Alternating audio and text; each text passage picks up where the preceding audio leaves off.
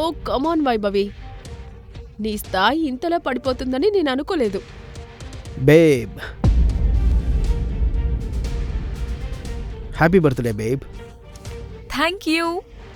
అభినవ్కు దేవేంద్ర గురించి బాగా తెలుసు. దేవేంద్ర ఒక పెద్ద బిజినెస్ మ్యాన్ కొడుకు. అతనెప్పుడూ వైభవి చుట్టూ తిరుగుతూ ఉండేవాడు. దేవేంద్ర వైభవి దగ్గరకు రాగానే అభినవ్కు కోపం వచ్చింది. అతని చేతిలో ఉన్న పెద్ద గిఫ్ట్ ముందు అభినవ్ తెచ్చిన చిన్న పేస్ట్రీ ఏమాత్రం సరిపోలేదు. హాయ్ దేవ్. నా వైభవిని తాకడానికి నీకెంత ధైర్యం? Stop it. ఫ్రెండ్స్, మీకు నా స్టాండర్డ్స్ మీద అంత అనుమానం ఉంది కదా. నా స్టాండర్డ్స్ ఏంటో ఇప్పుడు చూపిస్తాను. అభినవ్, నేను నీకు బ్రేకప్ చెప్తున్నాను. వాట్? మరి ఇంకేంటి? ఈ ప్రశ్నలకు సమాధానాలు తెలుసుకోవాలంటే నెక్స్ట్ ఎపిసోడ్ వినాల్సిందే. క్రింద ఇచ్చిన లింక్ ని క్లిక్ చేసి పాకెట్ ఎఫ్ఎం యాప్ ని ఇన్స్టాల్ చేసుకోండి. Stay tuned to Pocket FM.